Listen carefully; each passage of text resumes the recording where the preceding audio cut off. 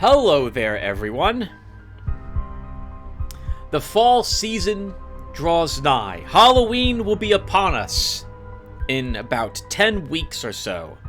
It might seem like a long time, but it will be rapidly approaching. And I think a great way to herald in my favorite season is to play thematically creepy or atmospheric games on my channel during these next few months. For the past few years I have done this, and this year will be no exception. And one of the games that has graced my channel almost every Halloween since about 2015 has been the Occult Chronicles. It would be so strange not to play through this game at least once during the next few weeks. And so, today, we will be playing some more of the Occult Chronicles. There's some prep here, by the way, that you can skip by going to the comment section down below, where you will find a comment from me. There will be a timestamp in that lets you jump ahead to where we actually just hit start game, in case you don't care about me making a new character. Although the process will only take about 3 or 4 minutes tops, because I'm not going to cover character creation. There'll be another link in that comment that will bring you to a video of mine where I do cover character creation, in case you're curious about how it works. I'm going to make the assumption that most of you by now have seen the Occult Chronicles and know what this game is about, but just in case, I'll give it a very quick summary. It is a rogue light / rogue like. You can choose whether or not to play on Iron Man mode or not, in which we will be playing the role of a member of the Occult Defense Directorate, I think it's right down here. The Occult Defense Directorate. We will create our character, and they are assigned a mission to investigate a mansion, which has some horrific thing occurring in it. Our task is to locate enough clues to help us stop whatever is happening in this house from happening. That about sums it up. The game has a rather unique way of doing combat, and is a combination of both really thematic writing texts, but also some of it is a lot of pop culture, and there's a bunch of humor strewn throughout the game as well. I think it strikes a very good balance between these things. Now, if you're curious about the game itself after watching a little bit of this, that comment section will also have a link to where I have reviewed this game last year. This is one of those few games that I really like playing, but I probably wouldn't be able to recommend it to anyone else. That review will cover all of the things I thought about this game over the many years that I have played it and have been uploading it to my channel for other people to enjoy. That said, I do like this game, so let's go ahead and get started, shall we? I've already checked my voice, and I think it's coming out perfectly fine. So, without any further ado, let's get started. Alright. So, I think to help herald in the fall months, we will start by playing the Elder. I always play the Elder with the Occult Chronicles. I like it. It's a nice, difficult mission to start out on, and it is the most Halloween themed, I think. So we're going to start with this one. The Elder. Despite the loss of 2 entire tactical operation teams, Operation Driven Stake has been a major success. The vampire clans have been smashed, 2 elders have been destroyed, and those remaining have been driven into hiding. Mop-up operations continue apace, and recent intelligence indicates that some minor Nosferatu elements might have taken refuge in an abandoned Corvinus manor. Your assignment is to visit the manor and determine the nature and extent of any vampire clan activity that is ongoing there. You should begin your survey in the morning and plan to finish before dusk to ensure your safety. Alright, everyone. By now, you guys have probably seen this often enough to know that I like playing with the story speed on, because it adds a feeling of menace to us playing the game. We will be on a time limit. But I like playing it on slow. That gives me enough time to scour the house for equipment and try to level up a bit before we're forced into the basement. For the difficulty, I like playing Agent. Agent is tough enough for me. I have no idea how anyone plays a game on any harder difficulty than that. I would actually prefer to play on Recruit because it's a little less frustrating for me. But we'll play on Agent because I think you guys will be entertained by that. And I like playing on Reaper. We get 1 life. This is Iron Man. If we die, that's the end of us. It wraps up there.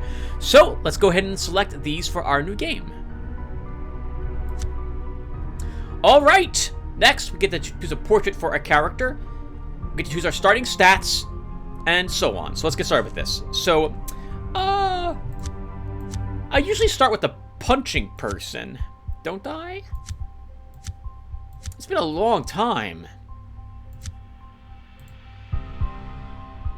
Let's use someone who uses, like, psychics this time around. Normally I'm big into magic when I play through this game, but we'll try a psyker this time to start. And we'll have our guy use, like, psychic punches. Like, he uses his psychic powers to help him in melee this time around.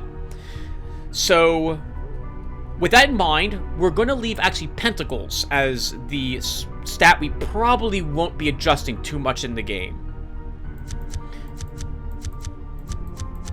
And as such, that means that's going to be the stat I put the most points in to start. Because this will probably not get upgraded unless we find some lucky items or an Arcana card, the Magician in particular, to allow us to have a better chance at using our pentacles. He's going to probably have a physical background, so let's... we'll do this. 11 health and 12 sanity. We gotta choose a cool name for our guy.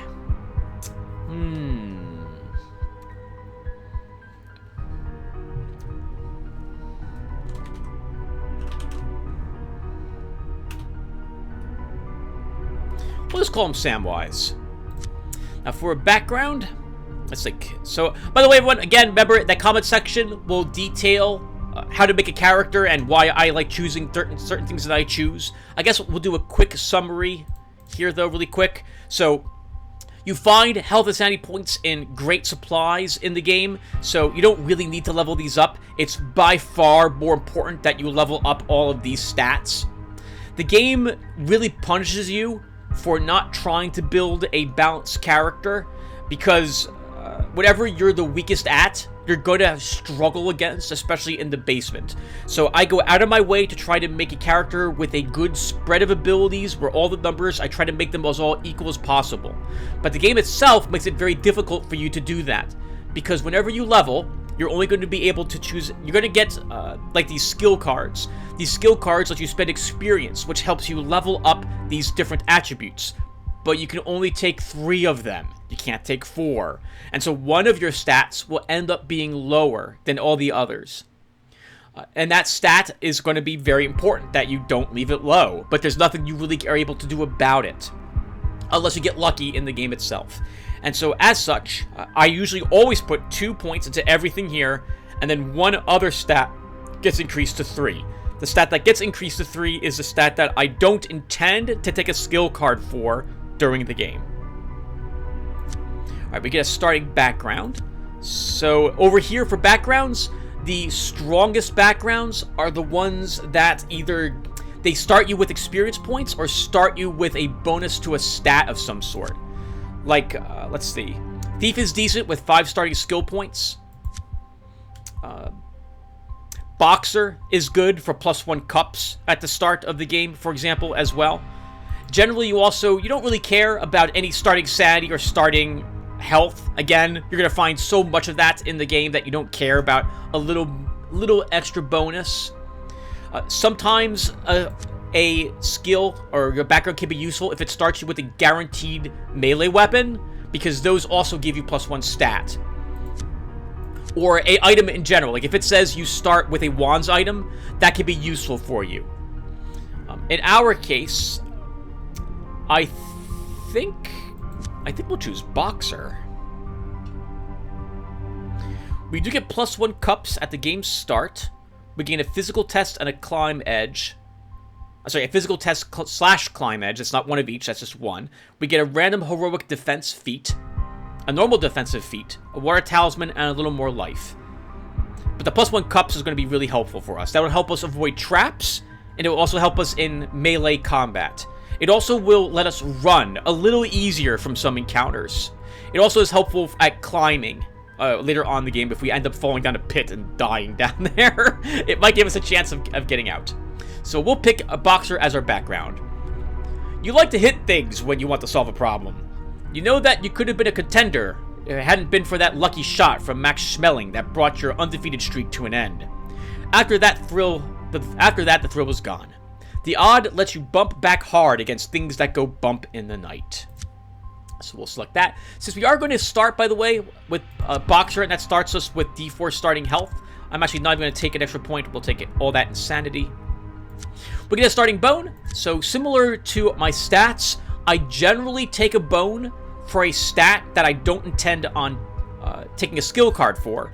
All the skill cards that you start with will give you, or rather will... So our background... oh! Our background doesn't give us a starting bone? It doesn't! Really?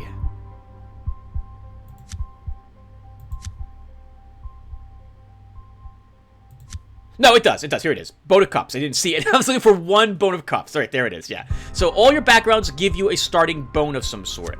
There is... So a bone is a dice. There is no reason whatsoever to pick a bone if you already have a bone of that type. There's no... Don't do it. It doesn't do anything for you. Nothing. You've wasted that experience points. You've wasted this choice. Only if you want to make the game significantly harder would you do that to yourself. So, and the game even tells you, hey, you chose Boxer. You don't need a Bone of Cups. And so because I don't intend to level Pentacles, I will actually take a Bone of Pentacles. This is because the other starting skill cards we'll be able to choose will let us spend experience in order to purchase the bones that are associated with them.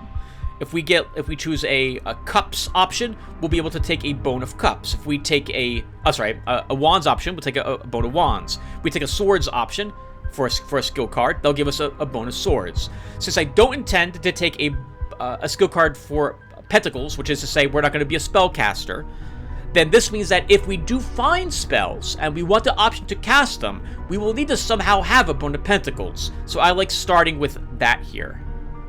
We also get a starting edge. I am thinking that we will take something to help us against psychic challenges. Traps are also something really useful to always benefit yourself in taking something like lightning reflexes, because early on traps especially are awful if you fail those encounters and if you get wounded immediately, you just start over. In any case, I think we'll grab Adaptive Intellect. X additional cards are drawn at the start of any horror challenge, where X is the level of the edge. Alright, there we go. And that should do for us, everyone. So here's our character. If you clicked ahead, this is us. We're playing a boxer who uses psychics to help himself box opponents. And he's his starting stats. He's okay at everything. A little better at spells because I don't intend to actually level his spells at all when we get going with the game. So here we go. Let's get started.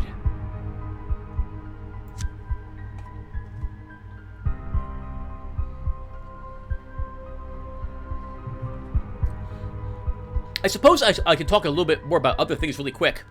And by that, I mean about the Occult Chronicles. In case you guys did not realize, Armageddon Empires is now on Steam. Vic Davis is now on Steam. He brought that game to Steam. That is incredible. It was an instant purchase when one of my viewers told me about it. Thank you again. Vic Davis has mentioned that he would like to bring the Occult Chronicles to Steam. He would like to do a balance pass, over the game first before doing so. That is very encouraging. I thought Vic Davis had hung up his hat in regards to maintaining these games or even working on new video games of any sort. He had used, I believe, Adobe Director during his time of creating his games for Cryptic Comet. And to my knowledge, Adobe Director no longer exists. So he's unable to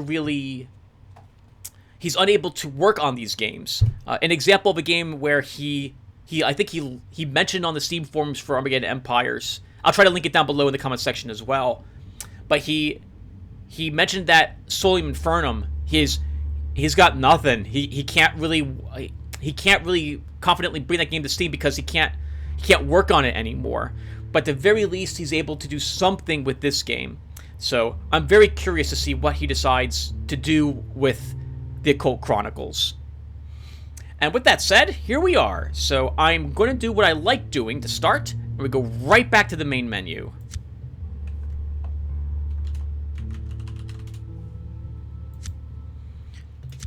This is because this game only writes to the game files for Reaper mode when you go to the main menu. And the game can glitch. Remember, everyone, again, that I am using a modded version of the game. Oh, I don't know if I mentioned that. I think I did. But just in case I didn't, I am playing a modded version of the Occult Chronicles. I will try to have a small summary of the things that I have modded in this game down below in the comments section. I'm a modder. I like modding game files. I like downloading mods and playing them. I like tweaking the game files myself. I've done this for a good many games that I have played. And I've done this for Armageddon Empires. I tweak things. I tried to tweak things in Solium Infernum. I try to tweak things over here in Occult Chronicles. So if you do like what you see here and you decide to go pick up this game from Cryptic Comet store, keep in mind that what you're seeing me do here, some of the options which are available, are not in the game if you were to buy it from Cryptic Comet. I'll probably put a link down below to that review of mine as well, where I reviewed this game at the end of last year, so you guys can see my thoughts on it. And I think I cover a little bit about what I modded and why I modded the game the way I did, to try to circumvent some of the balance issues this game had. In any case, I'm done babbling. Let's go ahead and get started. And what's more to everyone, I'm going to make the assumption that you are very familiar with this game already. If you are not familiar, go down to the comment section. There's a link down there that will take you to the first video of the series where I cover character creation. And when I'm playing the game, I talk about why the game, like how to play the game, how to play the combat card game when it shows up, why I make the choices I make. I'll cover a little bit of that here, but again, we're not going to spend longer than another 1 minute talking about that. So let's go ahead and take a look at what we have on screen really quick, just in case you guys have forgotten. Here are our story tokens. We've got none drawn so far. Here's our current stats. I like seeing a 3 in wands. No. That's cups. And we start with... Okay, never mind. Sorry. I thought that was wands. Let's move on. All right, we start with Giant Leap as a feat. Oh, that's actually...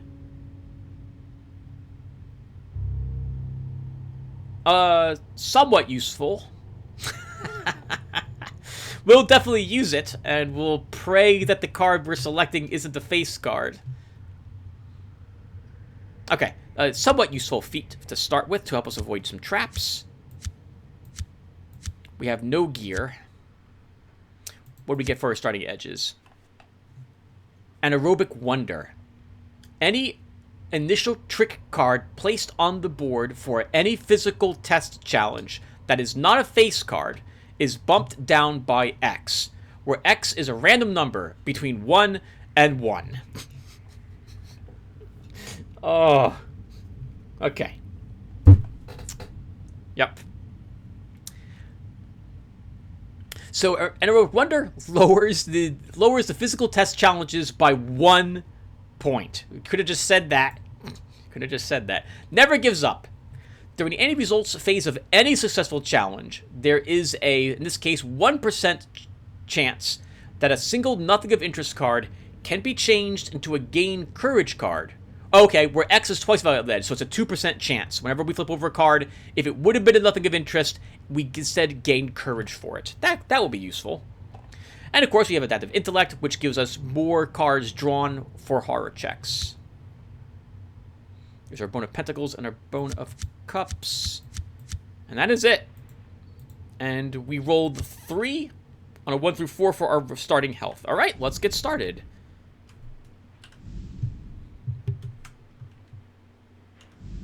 Sometimes there's a secret door here. There is a secret door here. Let's take a look at how difficult this locked secret door is for us. You've discovered a secret wooden door. It blends in almost seamlessly with the wall, but your keen eyes were still able to detect it. Finding it is one thing. Figuring out how to open it is another. Oh, we actually have a good chance to bash the door in. But we'll leave it alone at the moment. We'll come back to it when we level our cups once. Hopefully we just don't die instantly. Hopefully there isn't a green slime waiting three spaces into this hallway.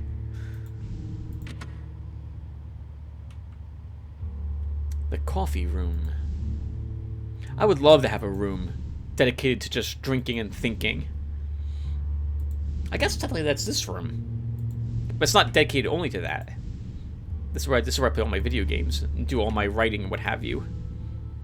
Alright, so nothing in there. Remember, everyone, that we are looking for clue tokens to make the final challenge easier for us. We also want encounters, preferably ones that we can actually successfully complete, so we can get some starting experience points.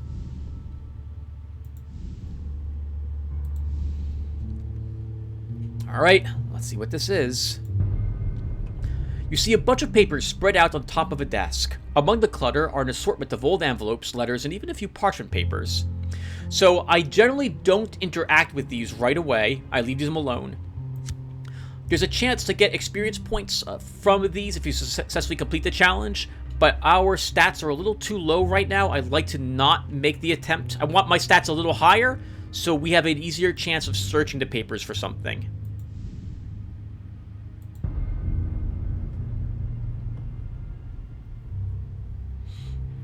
Now, to be fair, it wasn't 3 steps into this room, it was 5. But I was still hoping to not encounter this right away. This may be the end of Samwise right here. You have come face to face with a green ooze. You didn't even notice it at first. It sticks to the ceiling, hidden in the shadows, waiting in ambush. Suddenly, it drops to the floor with a sickening squish sound and forms up in front of you. You feel a rush of adrenaline-fueled fear sweep over you. This lab experiment gone bad could mean the end of you. Our first horror check. Alright, so... Remember, everyone, how this works? I guess I'll describe it our very first time that we're playing it our first few times. We flip over cards. These are called tricks, and this is our hand. In order to flip over a card, we must not have in our hand any card that matches the suit of the card we flipped. Or if we do, we must play it on top of the trick. Here is one such example. We flipped over a 2 of Pentacles. We are not allowed to flip over any of the other 2 tricks here until we place something on this card. And that something must be a Pentacles card we have in our hand. In my case, because we've only got 2 cards left, and I'm doubting either of these is a Pentacles, and if they are, the odds of them being a a Page or a Knight of Pentacles is very low, I will play our Queen of Pentacles on the 2. This, I think, will earn us 5 points. Yep, 5 points. When you score points for taking a trick, you only get the points if the card you played is higher than the card that you... the card from your hand is higher than the trick on the board. And the amount of points you earn is the total combination of all the cards that you use. That was their total. That was a really bad way of saying that. In this case, a number card is worth 1 point, and the queen is worth 4. So that gives us 5 total points for taking that trick. And I was wrong. There was a Page of Pentacles here, so we could have won this horror challenge if I had held on to the queen, but I did not do so.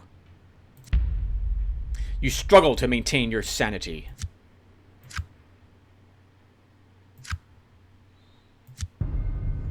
You thought that the last of these Lab 257 experiments had been hunted down and destroyed.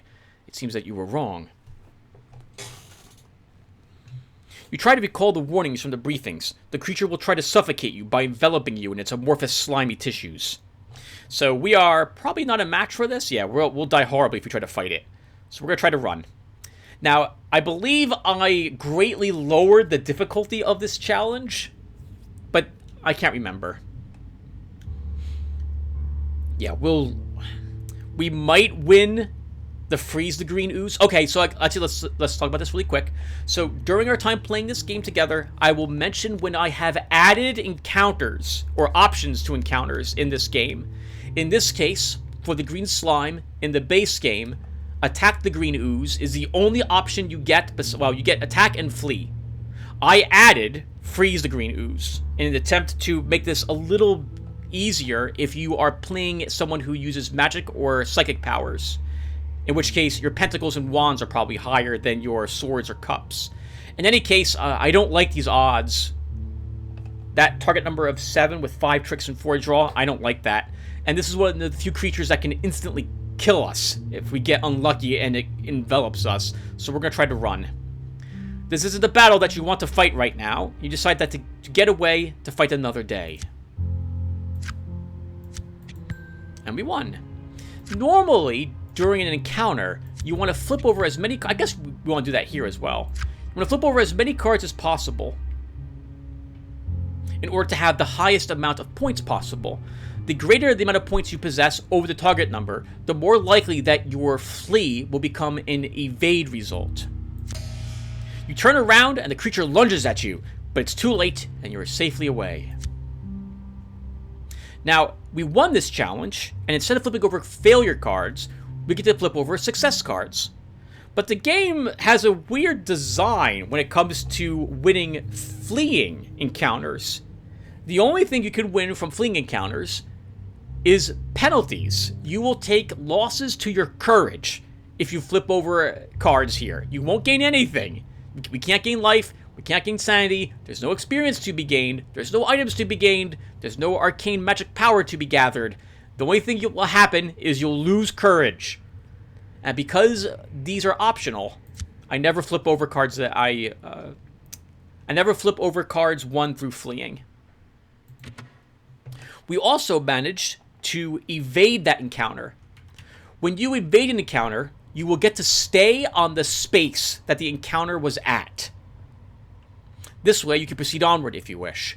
Now, in this case, I opened this door to see what was on the other side of it, and there's an encounter here too. I don't know what this could be, and I'm worried that this could be really difficult for us to beat.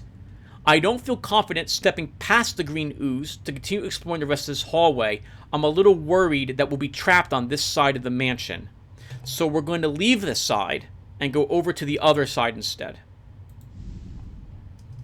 If we want to get past the Green Ooze now, we have to have another encounter with it and make another flee attempt by walking into it or destroying it by actually engaging it in combat. We're not strong enough, I think, to beat it in combat, so it's just going to stay there. We're giving up on that side of the mansion temporarily. We might be able to circumvent the Green Ooze by going to the second floor, but the second floor's encounters are much tougher than the first floor's encounters, or can be. There probably isn't a secret passage here, but there might be a clue, so we'll take a quick peek at this.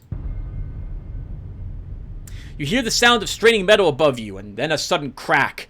You look up to see a massive glass and metal chandelier falling directly towards you. You judge the trajectory of the falling chandelier, and notice that you can shuffle over to one side and avoid it entirely. Good hand. We could use Giant Leap to help us with this, but our hand is good. So let's talk about Giant Leap really quick. So if we want to use Giant Leap, it's going to cost us, I think, 1 courage to use it. And if we are successful at using Giant Leap, we get to choose a card. We flip that card over, and if that card is a number card, we reduce the number on that card by the number that we rolled. We then get to draw a card. However, we have the 10 of Swords and 10 of Pentacles, and we don't care about any other number cards that might be up here. We don't have any other cards in hand. If one of these was, say, a number Cups card, we have a King of Cups to take it. And if it was a Wands card, we don't have any Wands card in our hand anyway. So this would let us draw a card, which could be useful, but I'd rather hold on to that courage. And instead, I'm going to hope that among these 4 cards, there's Swords, Cups, or numbers for Pentacles.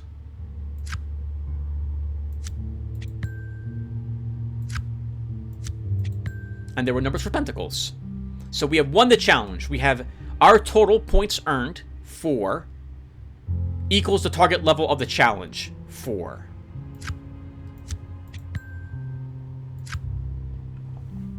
Always Well, not always, but almost always. You want to keep flipping over cards and playing as many cards from your hand as possible. There are a few times when you don't want to do this. Say, if you have Justice in hand, and you don't want to play your aces. Actually, I think Justice gives you those points anyway for each ace in your hand, even if you play it or not. Or sometimes you might have a Edge, which gives you points based on a card in, like a face card in your hand, if you don't play it. Those can be useful then to not play those cards. But generally, I will always flip over all the tricks and try taking them all. In it case, we won by 6 points. That's fantastic. I think we'll probably draw 5 victory cards. It was just as you thought. There was a safe spot, and you found it. Somebody should give you bonus points for style. I like to imagine that we just calmly, indeed, sidestepped. Having, Samwise here has been engaged in lots of physical fights in the past. Maybe he was a bouncer at some point and had to deal with rowdy other boxers for the place he worked before he was shot and injured. Yep, we get 5 picks available. Holy crap! An Ore of Fortune! So Ores of Fortune increase your luck. To this day, I don't quite know what luck does. I think the higher your luck, the greater chance you have of having better cards show up for your rewards. You'll get more experience points when experience points show up, and there's a chance that you might get like an Arcana card early on, or some equipment cards. So that's really nice to get an Ore of Fortune immediately. And we got an experience point. Alright, I'm going to save the game again. Just in case something horrible happens, like we accidentally Alt F4 and kill the game because of some horrific thing that happens to us. I've done that so many times. Alright. That's a great start. Now, where is luck, you're asking? Luck is not present on your character sheet. Actually, let's show you this really quick.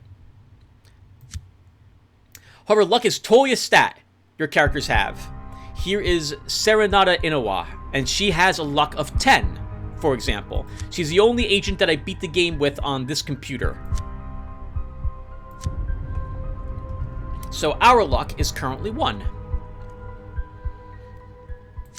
There is a reverse card to Ore of Fortune, by the way. I think it's called Ill Omen.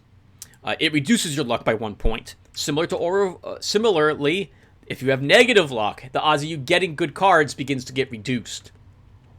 If I always keep a running tally in my head of what my luck currently is, and if it falls to -3, I just give up. At that point, I just walk out of the mansion, assuming that I'm able to do so. Which is just a thematic way to say that I make my way back up to this room, walk into one of these 2 circles, and end that character's run, because it's just horrible. I think I've done that twice with all the runs I've done for Occult Chronicles on my channel. I think one time early on, we were fighting demons with a character, and we took a wound in the second episode. I wasn't winning any of the encounters, and I think we ran fleeing from the mansion. It was just too difficult. You're kidding me.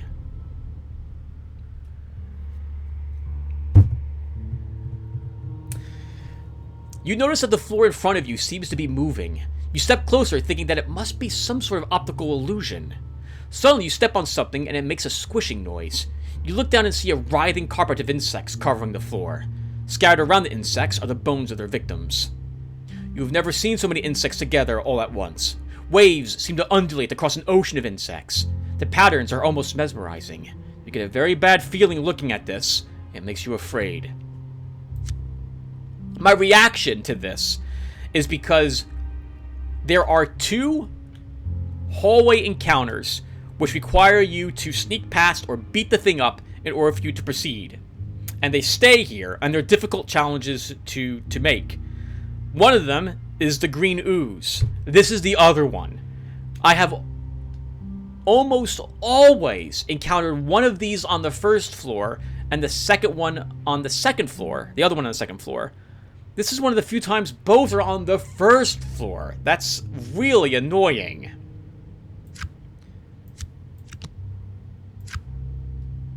The good news is that we can at least beat the horror challenge. When it comes to taking tricks, by the way, if the trick is a number and you're going to play another number, there is no reason to play a higher number than what is minimally required to take the trick. We get 2 points for taking this Ace of Wands with the 2 of Wands, and we get 2 points if we would have taken it with the 10 of Wands as well. So it's in your best interest to use what is minimally required, with the exception of face cards. When it comes to face cards, consider the number of tricks displayed on the board compared to what you think the odds are of one of them being another face card.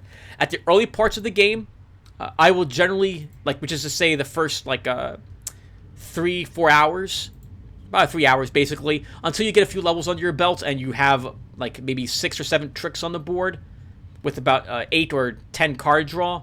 I will always begin playing face cards immediately, but with the belief that I won't get a chance to use them in some other capacity later on. Your mind is strong. You see things far worse than this. After all, you spent 2 weeks at the odd survival school eating bugs and some other things that you would rather not think about.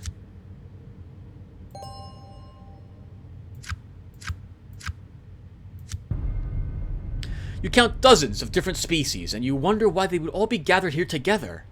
The bones indicate a food source of some sort, but you wouldn't expect so many different types. Centipedes, cockroaches, ants, spiders. If you want to keep moving down the corridor, you're going to have to step on or over them.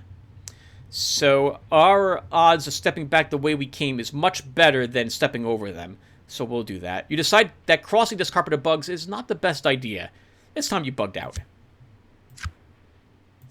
That is the most perfect thing that could have happened in this encounter. The Knight of Cups is the trick, and we have the Queen of Cups in our hand.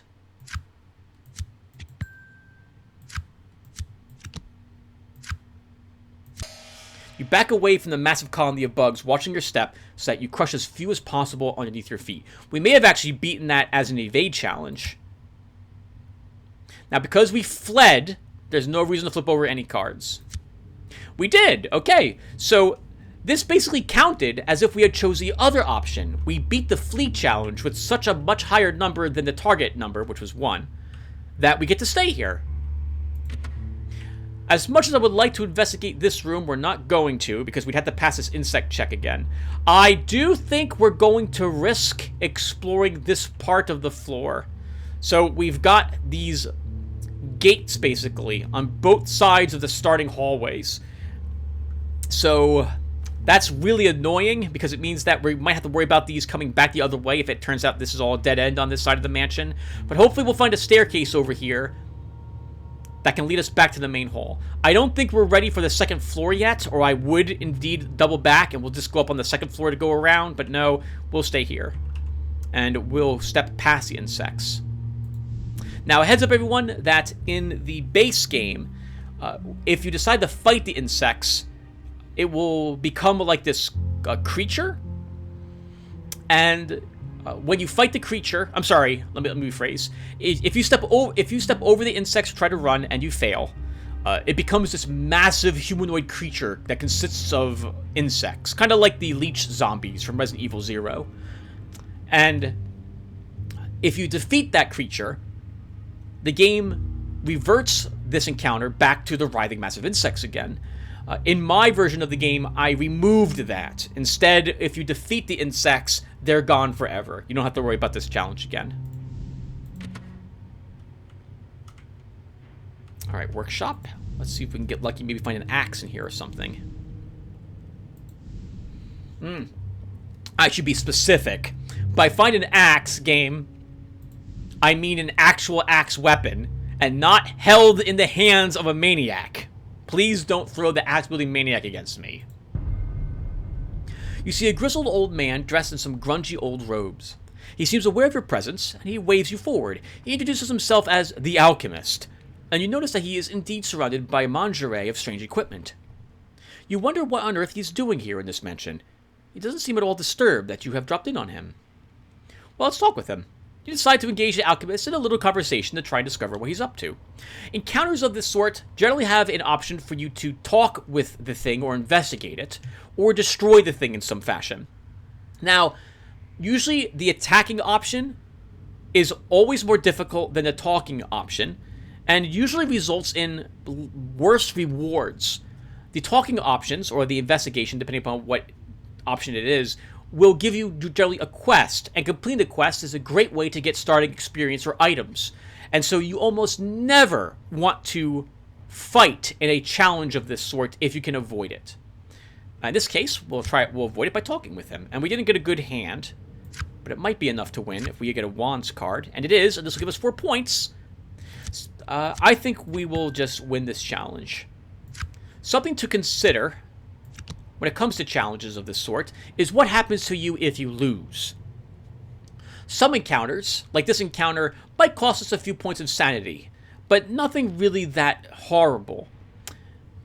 If we had drawn, say, a 9 of Pentacles first, and we played the 10 of Pentacles to take it, getting us 2 points, I might have then just elected at that point to fail the encounter.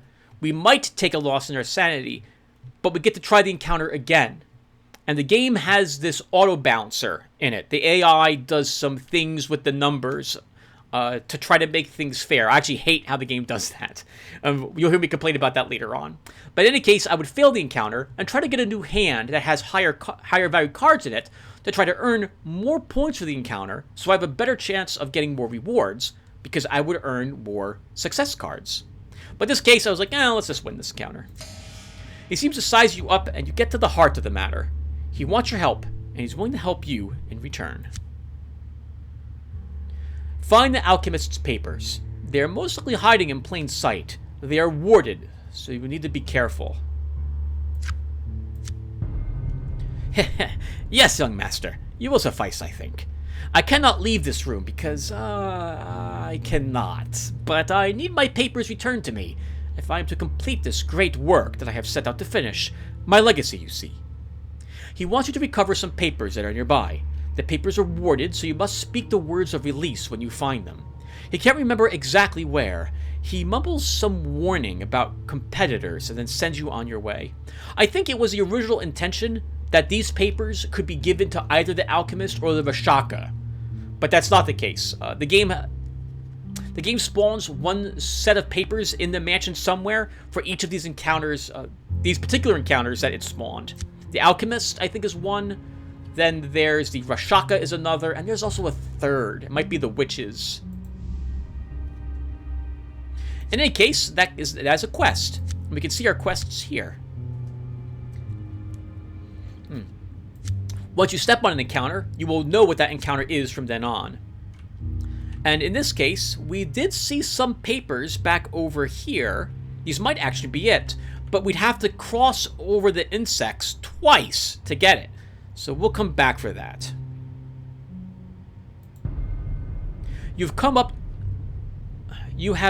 up a large bas-relief face mounted on the wall. It's missing a word there. Its features are worn and it looks quite old. As you stare at it, you start to feel uneasy. Suddenly, you realize that the mouth is moving its lips ever so slightly, and then you hear the mumbling.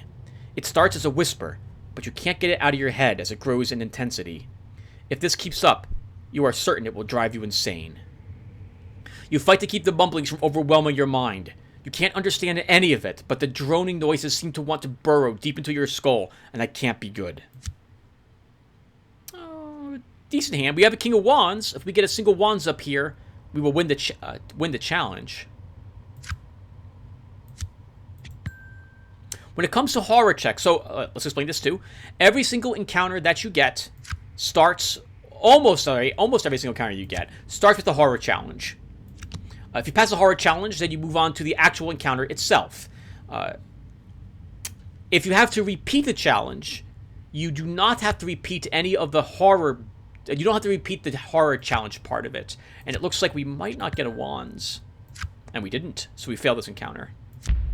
You search for some way to block out the mumbling noise, but only flail helplessly. There is an eldritch power at work here, and it breaks into your mind and seeks to wound you. The face on the wall looks amiable, but you know otherwise. The lips continue to move, but the mumbling is barely audible. Examining the bas-relief more closely, you notice that there is a pictographic script of some sort disguised within the frieze that encircles the face. You sense eldritch sorcery at work here. The bas-relief could be enchanted or cursed, or merely serving as a physical nexus of some malevolent force.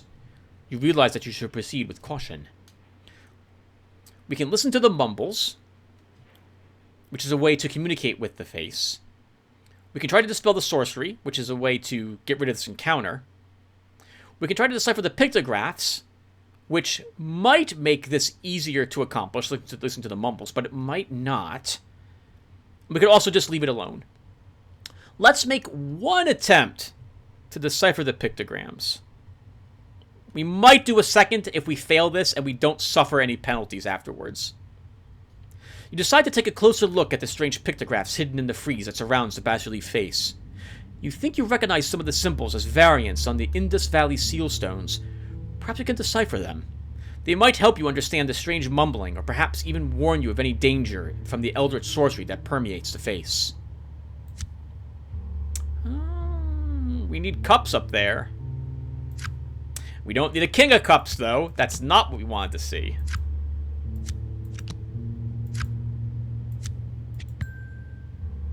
And we won the challenge. Just barely. You step closer and examine the pictograms. They are indeed related to the seal stones of the Indus Valley. You piece together their meaning by recalling your training in the odd lost languages lab. The eldritch creature is known as Siskiskumulgath, and it has been bound to the face as punishment. The mumbling must be its attempt to communicate with you.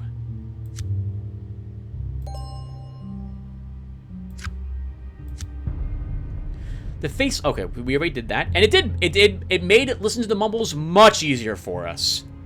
Aware that you must proceed with caution, you focus your mind and try to attune yourself to the rhythmic cadences that issue from the lips of the bas-relief. Perhaps something can be learned from what appears to be just dangerous gibberish.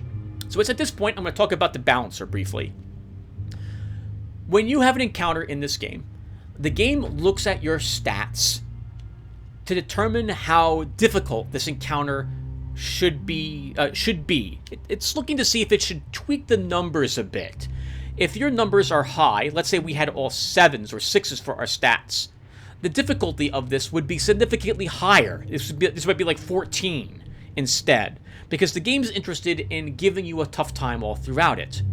That can be useful sometimes to keep up the sense of danger, but it also can be nightmarish when the game thinks you're doing well and you're not, or you're not ready for an encounter but you're forced to deal with it anyway. In which case, the game might make it tougher than it needs to be for you, and you're already struggling to beat the challenge. Some challenges that it does this to also contain penalty cards, which can kill you outright if you fail the encounter. And so I really don't like the auto balancer that this game has within it. One time, for example, for this face, I was able to decipher the frieze, and the game made listen to the mumbles harder to complete after that, because I picked up a few more points of sanity, and then the game was like, yeah, you know what? I'm going to make that challenge an 8 instead of a 2 for you. So, alright, but in any case, that's not the case for us today. So,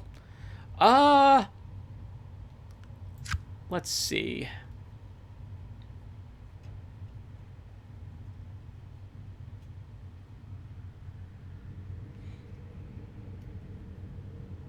What's going through my head right now is, do I fail this encounter once and try for a better hand? We'll do it. You can't keep the buzzing from overwhelming the barriers that you put up.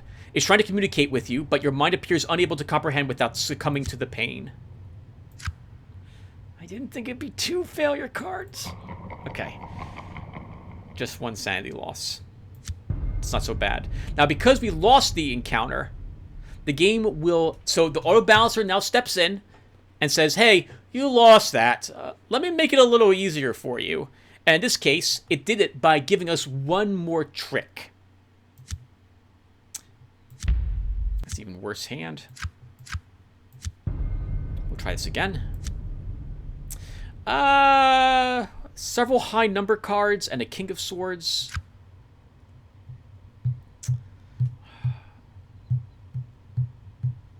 One more failure.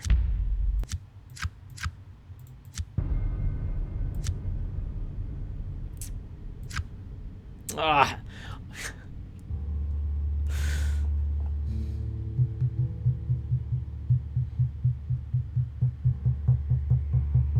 Why am I doing this? I want more points. So if I play the 8 on this 2, we win. And I get to flip over 1 reward card. Early victories are very difficult to earn. And any event or encounter that can give you experience points, this is one of them, I want to win with a high number here. I'll press on. We have 2 face cards here. I'm willing to win this encounter and see how it plays out.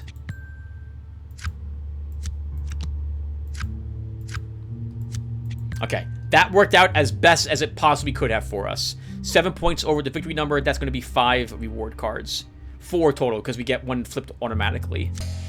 You slip into a trance, and the words take shape in your mind. You are face to face with an ancient eldritch creature of terrifying power, and its name is Six. It is, however, trapped in the bas relief. It wants to strike a bargain with you. We get 4 more cards. Oh, still didn't win anything. The bas relief face seems to almost be smiling at you, and it makes you feel uneasy.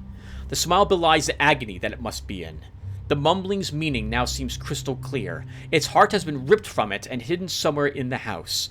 The sorcery binding it cannot be broken until its heart is returned to it.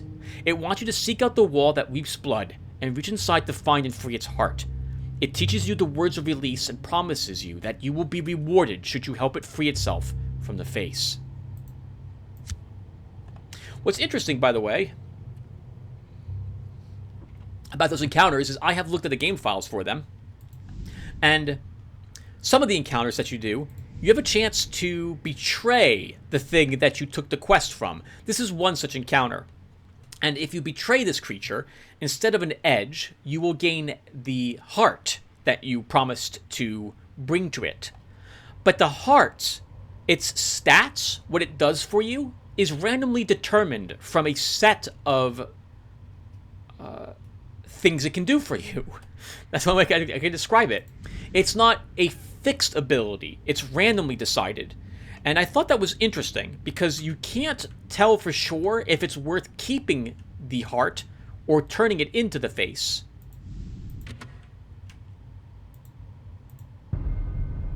You see a bunch of papers spread out on top of a desk. Among the clutter are an assortment of old envelopes, letters, even a few parchment papers. Oh, you think this might be the stash of papers that this strange alchemist sent you after.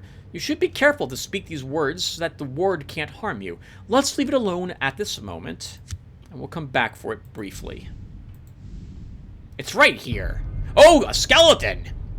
It seems impossible, but a human skeleton steps in front of you from out of the gloom. It hisses at you, and you smell the breath of death. This is a very thematic encounter. It's our first one in this mansion with vampires in it. I like this. Some dark necromancy must animate this long-dead creature. You can't even understand how the bones could be held together. It's terrifying.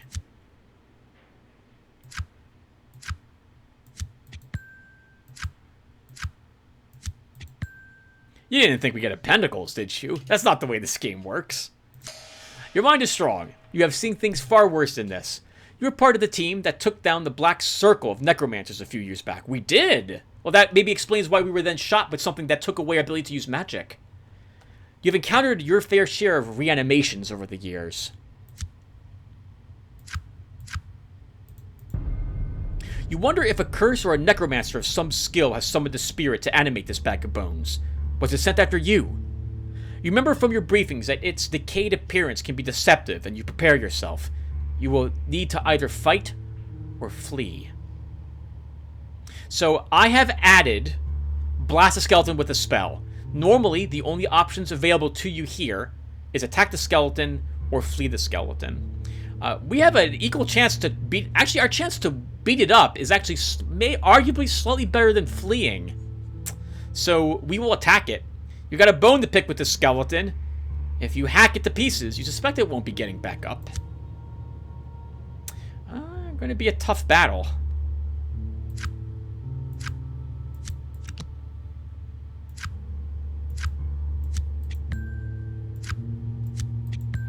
But not good enough. What is it? What would this be? This would be like oh, what's the Killer Instinct? What are their names? What are their names? That would be like Spinal fighting TJ combo. Yeah, that's what this was like. Good for us. Nice. Popped him right in the face. You won the battle! You knock the head off and separate the spine from the rib cage. An arm is lying over by itself. The spell is broken, and the thing goes still. This was a random encounter, everyone.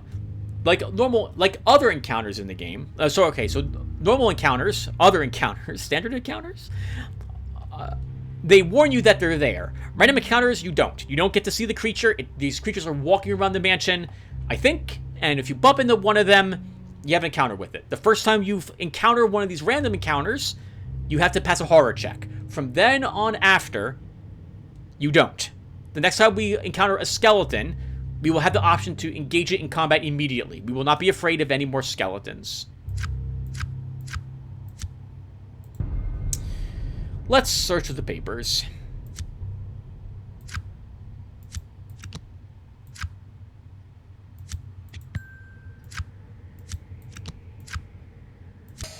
You speak the words of release and you can feel the ward dissipate. You grab up the sheets of paper and put them away in your pockets.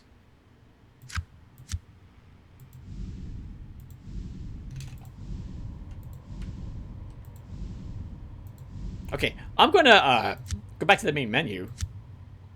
I'm gonna cut the recording very briefly. No, actually, I'm not. I'm just gonna save the game. Okay. Man, I really want an early victory here. I want something nice from this reward.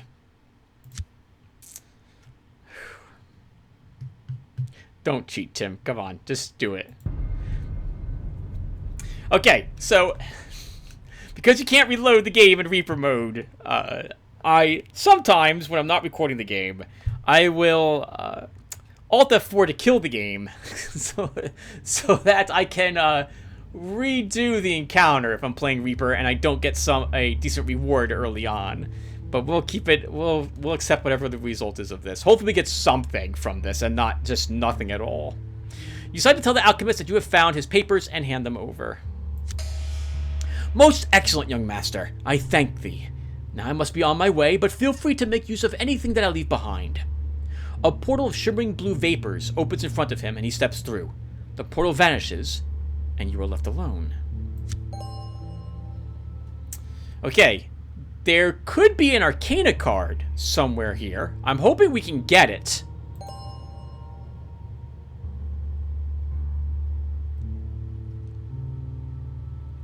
Not an Arcana card, but really useful for us. Arguably one of the best items in the game, this right here. And we did get an Arcana card, the Star. We'll take a look at both these right after we're done with this encounter. Okay, let's go back to the main menu to save the game. So there is another good reason to do this, by the way, besides just the Alt F4 trick. And that is that because the game does have some bugs in it. One of the bugs is related to the number of edges that you possess. If you possess too many edges that can be leveled, and you gain an edge upgrade, the game will lock on you, prohibiting you from spending the edge upgrade, because the amount of edge upgrades it needs to list is greater than the capacity of elements allowed in the list. This is, that's ugly. It basically it's like an array index out of bounds exception, and it's annoying. But if it happens, you don't want the game glitching out on you and locking. And so you will see me go back to the main menu often to make sure my game is saved, especially after a good encounter like that. All right, so first off, we earned another point of experience. I think I would like to start by giving us another point in cups. Oh, you know what? Swords would be more useful to give us a 3 in swords. Okay, let's spend the 2 experience we have right now, both in swords. When you max this, you get the result that you see listed above it. So in our case, we're increasing our swords once, we'll probably then increase our cup once, and then we'll grab another skill card. Early on in the game, I focus on getting my stats up as high as possible before begin grabbing anything else in the game. Which is to say, I don't take other edges, I don't care about extra spells or new feats, I want my stats higher. edges and feats or spells, they are used in some encounters, but not all of them. Your stats are used in all encounters, and so generally I view that as being more important. Now, what did we pick up? What did we pick up? I hear you asking. So we picked up a crystal ball. First off, possessing this gives us +1 pentacles. So our pentacles has been increased from 3 to 4.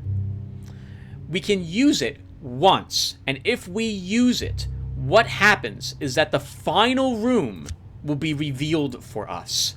This is super important because that final room is somewhere on the 2nd floor of the basement, and you don't know where it is, and you can spend a lot of time looking for it. And if you're playing especially with the story tokens on, the story speed, then you're on a timer. If we don't find that final room when the last story token is revealed and have to defeat the boss in that room, game over. You lose automatically. And so, this crystal ball lets me know where it's located. So you will see me hold on to this crystal ball, though, for that +1 pentacles until we're on the 2nd floor of the basement. And then I will use it in an attempt to figure out where that basement is, costing us +1 pentacles. But I really like getting this because pentacles is not a stat that I'll be improving, generally. See our background right here? We can increase our cups stat, we can increase our swords stat, but we can't increase our pentacles through this. When we add a skill card, that skill card will have other options for like increasing wands or pentacles if we chose a skill card, wands if we choose a psychic skill card, swords if we choose a melee skill card or a ranged skill card of some sort, for example. But my intention was not to improve my pentacles. And so getting something that actually improves my pentacles is very useful, because that lets me build a more balanced character, which is what the game really wants you to do. At least that's what I think. We also gained an Arcana card. Arcana cards are cards we can use during the card combat that we just saw, but they're in our hand. We can play this whenever we would like in the card combat by going down here, clicking on this, and then selecting the star and placing it on a trick. The star is worth 7 points. I think, is that right? No, sorry, 6 points. Is that right? I think so. 1 more than the king is worth, and is the most. The Arcana cards are the best cards in the game. They will always win against any trick that you see. Arcana cards also have some special bonus to them. Generally, that wants you to either hold on to the card and never use it, or make you tempted to use the card as quick as possible to benefit from what it gives you. The star gives us a random spell after the card is used to take a trick. If we cared about spells, we might want to use this early on to give us an early starting spell, but I don't particularly care about that. The star will be used to help us win an encounter when we're desperate and we really can't afford to lose that encounter. For example, the green slime, the ooze, that will let us win that battle without too much trouble. So that is our get out of jail free, or get out of slime free card. Let's keep going. We've been playing for an hour already. I get the feeling, everyone, but I like, for the first episode, I like going until we draw the first story card. We're probably getting close to that.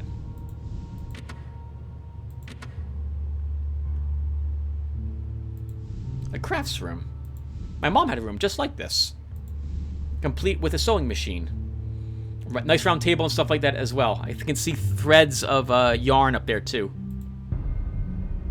You come across a desiccated body leaning up against a wall. It was dragging a cloth bag of valuables along with it. This poor soul chose the wrong house to burgle. How did he get this far? I don't recognize the outfit that he's wearing. There's a lot of pop culture references in this game. There'll be nods to Mass Effect in this, The Witcher. All sorts of other things are all throughout this game. Movie references and so on. I really like a lot of what Vic put into this game. In any case, I don't recognize that thief if he's from something. His outfit. I don't recognize him. Ooh, I like the look of this face right there. That's really nicely done. I'm assuming you guys can see my cursor. Oh! Well, let's step into this room since we're here. There could be a secret passage on the other side of this wooden beam, and often there's a axe-wielding maniac or a robot on the other side of it as well. Both use... the axe-wielding maniac is an encounter that can give you an actual axe, but he's very dangerous. One of the penalty cards is taking a wound. Early on, a wound is a good way to make you restart. We hopefully will never get a wound or an impairment card. The robot is the third part of a quest that you'll be doing. Oh, that you might want to do.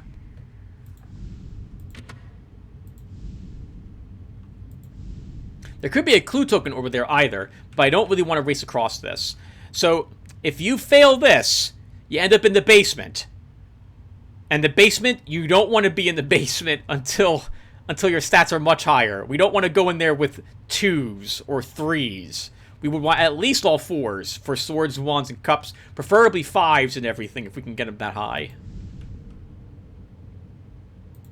You'll note as I'm walking around that I am trying to walk onto every single unexplored space. Unexplored spaces are gray. Explored spaces are orange in color. This is because unexplored spaces could have a clue token. Clue tokens will adjust the difficulty of the final encounter, making it easier for you, either by lowering the difficulty number required to win, giving you extra trick cards or extra draw cards, and there's one clue token that I think is always on the 3rd floor of the basement that is a special clue token that gives you an extra special option when you make it to the final encounter. You see a magnificent grand piano in front of you. The hairs on the back of your neck begin to stand on end. You feel a presence nearby. Streams of psychokinetic energy are leaking from the piano. You can hear a wailing plea in your mind for help. Some supernatural entity possesses the piano. You brace yourself for its psychic impact. You can see the psychic wave roll towards you. You steady yourself to withstand its shock. That's a good hand. The +1 pentacles, I think, is having us draw even more cards now.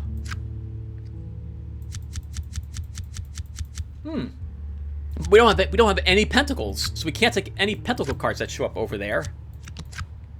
And we failed!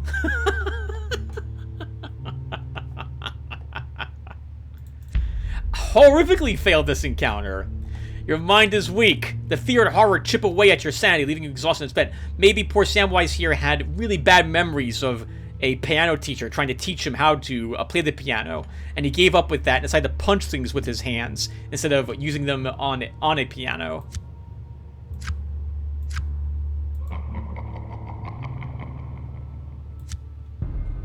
The grand piano seethes before you. Something seems wrong here.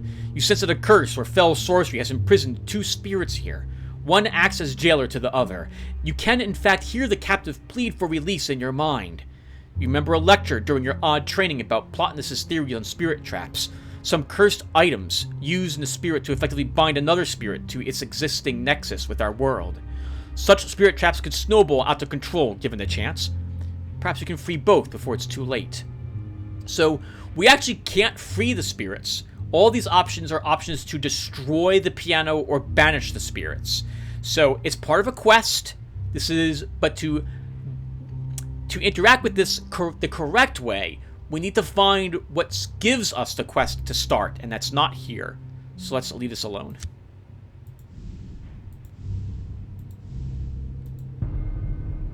You've come face to face with the living dead. Slow, ponderous, and mindless, zombies are still not to be underestimated.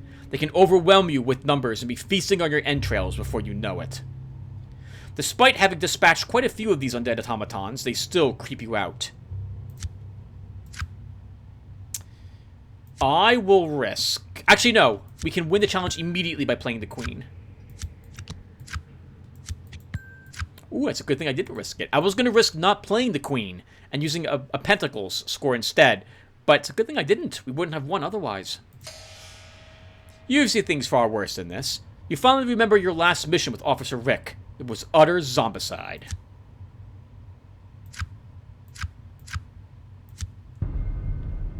Zombies. You hate these guys. This place certainly knows how to keep you on your toes. Just don't build a summer house here. Normally, you could only attack the zombies or flee from them. I added an option to use sorcery against them. And it's not a bad option for us. One higher target number one less trick.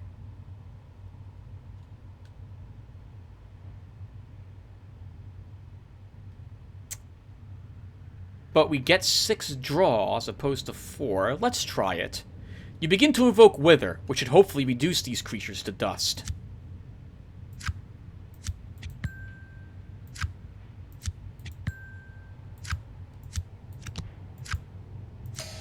It was tricky, but you managed to get all 3 within the confines of the spell. It helps that they were the slow type of zombies rather than the fast type. I need to improve this text. It didn't even say there were 3. Okay, I'll work on this later. Alright, 5 points available to us, since we were able to play both our kings. But there's no guarantee we'll earn anything from this encounter. 2 life.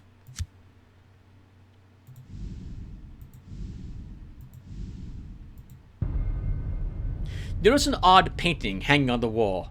It is a portrait of a man dressed in 19th century clothing who appears to be completely petrified with fear. He holds a dueling pistol in both hands, and a group of undertakers in the background seem to be digging a grave. Suddenly, the portrait seems to animate and come to life. The coward looks at you with an imploring expression, as if he was seeking your help. You could swear that you can hear the gravediggers laughing. You stare at the man in the painting, and his fear seems contagious. You need to fight to keep your sanity.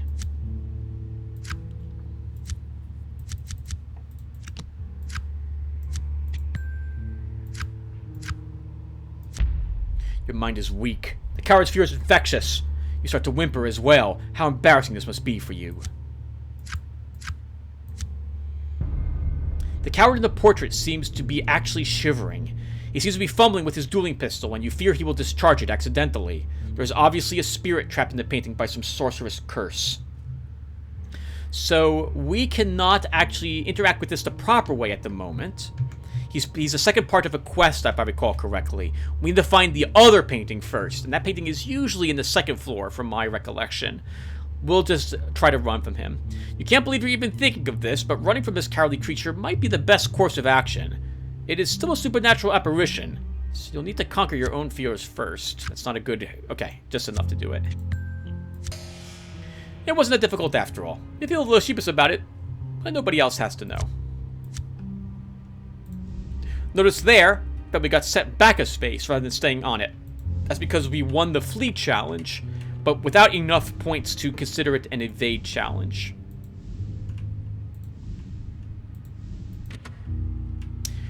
Here's the staircase to the 2nd floor. We're going to mark it on our map, but I don't intend to be up here at the moment. Encounters on the 2nd floor, they're more difficult. The game, I believe, makes, like, you need a higher number to win the challenges up there, even if you encounter the same challenge down on the 1st floor, like if it was a random creature. They're harder to beat. You get slightly less tricks and slightly less card draw. The 3rd floor is harder than the 2nd floor, and the basement is... the attic is... I'm sorry. The attic is tougher than the 2nd floor, and the basement is tougher than the attic. The backyard is about on par with the 2nd floor, which is to say, it's tougher than the 1st floor. I generally don't like going in this room early on. We're here. We'll take a quick peek at where the encounters are. Oh, we got a clue token.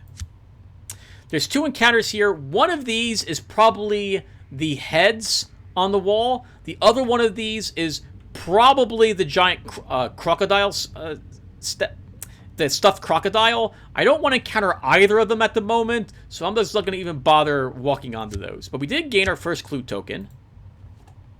You discover a pile of dead rats. Each one has been completely drained of its blood. Something was very hungry. Young vampires sometimes feed this way if they are starving.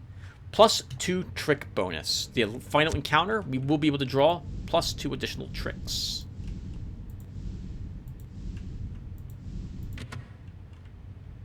Okay, so that's all that's on this side of the mansion. So we will probably go back upstairs so I can get to the other side of the mansion and explore that 1st floor.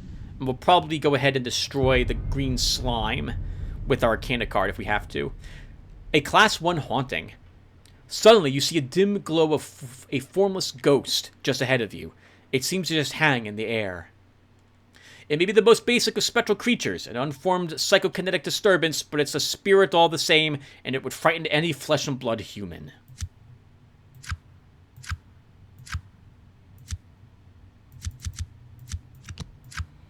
And it terrifies us. You stand paralyzed with fear. You hope you don't get slimed. The haunting manifests itself as a dim ball of light. It has no sense of its previous life or existence. It wanders, hopelessly lost. You should exercise caution. These haunts cannot be reasoned with, and they can be lethal if disturbed. The game normally only lets you decide to destroy the ghost with psychic talents, or flee it. I've added Getter as an encounter. I think we can destroy it, though. We have enough pentacles to make this somewhat more tempting to do. So let's try. You decide to use your psychic talents to dispel the ghost and send it to the spirit world. It will most likely resist.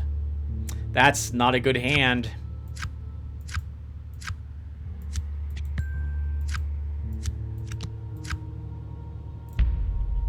You engage in a psychic duel with the ghost. It overwhelms your psychic defenses and tries to get into your mind. So I guess Samwise here has only just recently learned how to use his psychic powers, and he's not very good at it yet. So the odd probably threw him into here for some practice, believing this to be easy enough that Samwise can handle it himself, driving a stake through a vampire. And if he encounters the occasional ghost, it would give him a chance to improve himself.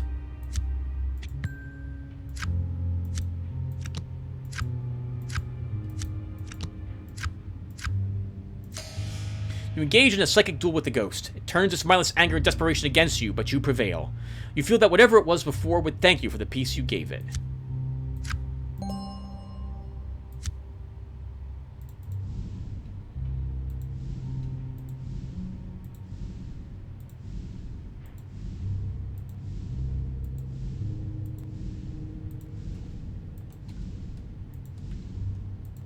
I'd much rather have encountered that down here than upstairs. Again, there could be a secret passage over here, but crossing this beam is a great way to end the run very early, so I'm not going to make that attempt. We detected a secret door up here. Now, I'm not going to walk into any of these rooms here on the second floor because I'm worried about traps. A pair of scything blades. Suddenly, you look up and see two scything blades racing down the hallway at you. They are razor sharp and suspect they might be able to cut you in half. Oh, this is horrible! Only 3 draw. Acting on pure instinct, you attempt to twist and rotate over the waist-high blades. We got a king. I'm going to use our giant leap as well. But we failed because we rolled higher than our cup's attribute. That also still cost us 1 point of courage as well. Oh, 2 points of courage. Sorry about that.